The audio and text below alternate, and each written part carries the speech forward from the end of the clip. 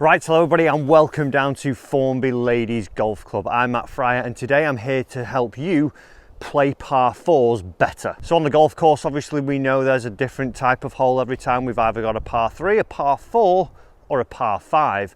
And one of the things that we'll find generally is that we will see predominantly most of the holes on the golf course being a par 4. So if we can learn to play those a bit better, hopefully we should see that our scores start to come tumbling down. So as we know as well, there's 3 elements to the hole. We've got the tee box, we've got the fairway, and we've also got the green. Now littered amongst those is going to be some hazards, maybe a water hazard, there's rough, there's bunkers, trees, all different kinds of things we may encounter during playing this hole, which if we can try and avoid and plot our way through these holes, should see us produce better scores. So firstly, we're here down at the tee box. Now this is the 6th hole, it's 412 yards, so quite a fair way for a par 4. On average, we'd be looking that most people are driving it probably 220 yards. With curvature, I would imagine. Generally everyone who I teach is a slicer of the golf ball, so that's already one factor that we've got to take into account when we're playing this. So the first thing to do when arriving at the tee, when you get to your par 4 tee, I think it would be to understand that it's not necessarily every hole you're going to be taking a driver. Now, as I give you a view down this hole here, what we're going to see, it's obviously an elevated tee, so the ball here on this hole would go a tiny little bit further than it would do normally, with us just being that little bit above where the landing zone is going to be. This is also a dogleg hole, so as we go straight, we get to a point then where the hole starts to curve around and goes back towards the green in a different direction. It's not completely straight. And also there are some hazards out there. So firstly, you'll be able to see the gorgeous pine trees that, you know, albeit they are very nice, but we don't want to be spending any time in those. Also now highlighted for you, there is a bunker there. That bunker is 210 yards to the front and 216 yards to the back of it to carry it. And there is a little bit of a raised mound there, which would probably make it play about 220 carry in total. If we were to go in a straight line as well, the actual rough before the hole starts to break to the left comes in at 250 yards on a straight line from the middle of this tee box. So I've got to make a decision now. Firstly, what's the main issue? What's the big thing I don't want to go in there? For me, I don't want to be going in that bunker because it looks like it's got quite a steep face on it, so it's going to be an issue if I do get into that. So I can either play short of 210 yards, which would leave me about 200 yards in, which is a fair old way for a par 4, which would probably for me mean that I'm hitting a 5-iron in, or I can select to go over it at 220, but then again, the rough comes in at 250. So if I'm doing that, I've got to select a club now that is going to fly me on an averagely good stroke, about 240 carry. So if I don't quite strike it, it takes out the 220 still. I can still get over that bunker. And if I do catch it, I'm still going to be short of the rough. There would be no point in me standing here now with a rescue club that I hit 215 to 230, I would say my window is for that club, and aiming towards the bunker, because if I get a good one, I'm straight in it and I've put myself in a massive disadvantage. So the first thing to do is select a club that's going to put me out of harm's way.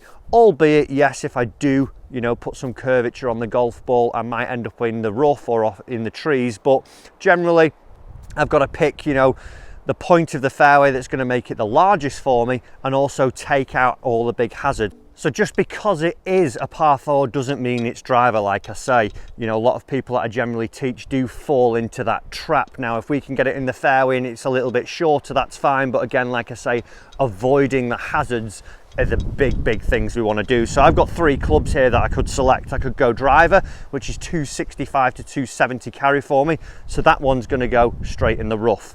I can go 3 wood, that's about 230 carry, 240 carry.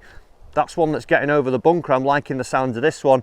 Or I could go rescue, that's about 220, which is probably going to go in the bunker. So for me, choosing the club that's going to keep me out of harm's way the most is the one that we want to be taking off our par 4 tees. If you are seeing that you're really struggling with the driver and that you only lose 15 yards with a 3-wood when you hit more fairways with it, let's pick the 3-wood. So let's get into hitting this 3-wood and see where we end up down the fairway. So I've now selected a point on the fairway that I want to hit, and as you can see there's a little bit of a line for you to help you visualize that. I know the shot I want to hit, the wind's a little bit off the right today, so I'm actually aiming a little bit right of this bunker, knowing that it will move a little bit towards it, but I'm also going to try and avoid it fully, so I'm going a little bit right of it. And what I would do generally once selecting my target and getting lined up, I'd pick an intermediate target along that line, which is only a couple of feet in front of me, and I'd aim my club face at that and now build my stance around it, knowing now if I hit my good straight shot, I've got my swing thought, I know what I want to be doing. If this is decent, it clears the bunker, finishes in the fairway, and we are laughing. A tiny little cut, and it's holding up in the wind, and it has just trundled out just off the edge of the fairway, in no danger though. It wasn't my best strike, it got over the bunker, tiny little cut. Because I hadn't selected a point where I was going to put it into danger with that shot, I'm now able to go and approach my next shot and hopefully get it on the green. Okay, so we've got down to where my ball has finished off the tee. It's just run off the side of the fairway, just into a tiny little bit of rough, but sat really nicely. Now, the bunker I can see from over the other side of the fairway here. I'm about 20 yards past it. So if I'd taken the other club, I would have caused myself some problems. So now the next part, what do we do going into the green? Now, this is one area that I think if we can improve on this quite drastically, we're going to start to see some really good scores, and that comes down to flag location. A lot of people I know and a lot of people I've played with see it as like a honing point. Even though they've not got complete control over the golf ball, they see where the flag is, and regardless of what is around it, that's the end point, so I've got to aim at that. Now that's not the case. If we can start to maybe even just play towards the middle of the green a lot more frequently, generally we're not going to see greens that are massive. We're not playing at St Andrews all the time where you could land a jumbo jet on some of them. Generally on the courses that you're playing, if you were to hit the middle of most greens, you'd find it sometimes that you'd probably have 30-foot putt maximum to any quadrant of the green. It's not that you're going to be having these big putts. So first step, maybe let's start hitting more towards the centre of the green. Now as we look up to that green there, what we can see, we've got 177 yards to that flag. Now highlighted again for you are some danger points. We've got a bunker short right that the flag's tucked close to, and that pin is on the front right portion. We've got a bunker shorter left, which I don't think will play too much of an issue, and then a little bit of shrubland round the green, and also I think there's a bunker on the left hand side of the green also. There may be one, I think there might be one pin high right as well, but it's a bit hidden. So also planning your course shots as well. If you were to have a Garmin or something, you know, where a course planner you could see it, that would also be another fact. But for me, at the moment, all I'm seeing is one that's short right, which is the big no-go zone for me, because if I get into that one, I'm going to short side myself and make getting par or getting up and down a real difficulty. So next thing, knowing that, is club selection. So I know the flag's 177, but I think to the middle of the green we're looking closer to 185. Now it is a bit downwind ever so slightly and off the left, so it's going to push the ball a little bit towards the flag anyway. So what I'm going to opt to do here again is aim away from the actual target. I'm going to aim 15 foot left of the flag, knowing that I generally cut the ball as well. I'm going to select a 7-iron because generally flat out at the moment a 7-iron goes 175 yards. It is downwind and the lie is pretty decent, so I think that's going to fly it generally about 185 for me. If I was hitting this normally, if I could try and get in tight, I'd maybe hit an 8-iron, and if I don't quite get it again, I'm not going to get to the green. So just giving myself a little bit more leeway if I don't quite get this shot is going to allow me to hopefully, you know, get on the green and give me a more successful chance of making my par just by taking out all the risk. So I've selected my club, we've now understood where the no-go zones are for this shot, which is the right one. So I'm playing 15 feet left of this flag, knowing that I've got loads of room over there. Again, you can see a target line there. I'm going to pick a spot that's in between that one, and I'm just going to play for middle of the green now. If it does feed back to the pin, fantastic. If not, I've done pretty well, and I'll have a pretty good chance of making a putt and making quite an easy par.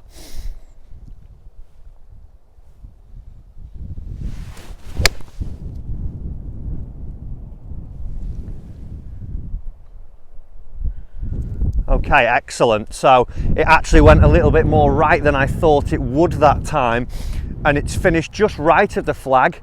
But because I'd selected the 7-iron, which I knew would get me past that bunker, I actually landed pretty much in line with it, but over it. I've hit the green, and now I've got a chance of 2-putting for par. If I would have taken the wrong club selection and trying to bite too much off, I could have been in serious danger. Okay, so as we approach the green now, we can see the first trap I was talking about. The second one there actually wasn't any by the green, but quite a few swales, like I say, and we can see my ball there just at the back of the green. If I would have tried to just creep it over this one, it could have been a real issue, as where now we've got a pretty good chance of making par. Okay, so my ball's actually pitched over here. Like I say, flag was 177, I flew that 180. So first job was accomplished. I'd given myself enough space to, even if I didn't quite get it, be safe. Now, as we've got up onto the green, having a little look around the green firstly, you know, the landing between your putt is a big thing, because here I've got quite a big slope coming up and then it shoots down here. So I'm going up firstly, then down back into almost like a bowl here back towards the flag. So I've got to be able to, you know, judge the pace and judge the speed. So when you do get on the green, just have a little walk around and get a feel for where the putt is going, then getting down behind it, having a look, seeing what you can see. Was there anything that blatantly obviously standing out to you in terms of break? Does it move right to left, left to right? And just go with, you know, what you're generally instinctively seeing. Your first instinct will probably be the best one that you get. Now for me, I see this moving a little bit back towards the flag from the left hand side. Obviously it's that uphill, like I say, and then downhill. Now obviously here my job is just to get it to a point where I've got a very stress-free next putt. The likelihood of me holing this is slim, so all I'm focusing on now is very much the pace. If I can get this ball nestled up towards the flag, and then going to be able to have, like I say, a stress-free next putt, a tap in hopefully, that will leave me marking down another par on the scorecard. So I've picked my line and I'm going to give it a go. So it goes up and it trots down the slope now. Fantastic. Beautiful pace. I thought it would have actually moved, it didn't quite move, but it's not the end of the world. I can literally walk up and tap this one in, probably one-handed, probably maybe even eyes closed, but for the purpose of the video I won't do that. I just tap it in and there we go, I've made a par. So some key elements there, guys. What is the trouble off the tee? What's going to get you to a safe position off the tee firstly, to allow your second shot to be a lot easier from there?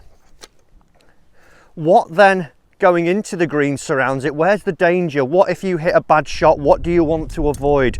And then when you're getting onto the green, have a look around, see what's going on. If you've got a longer putt, nestle it up to the hole. Just take your 2-putt, don't go glory hunting. And from there we should start to see that you're scoring better on these par 3s. Guys, thank you for watching the video. A big thank you to Anne at Formby Ladies Golf Club for letting me come down and film here today. It's been an absolute pleasure. I'm going to do a par 3 video here. Unfortunately, the par 5s for me are probably a little bit too short, but I might be able to do something. If you've enjoyed this video, give it a like. If you want more on-course tip content as well, comment down below what you would like to see. Subscribe to the video if you want more, and I'll see you again in another one.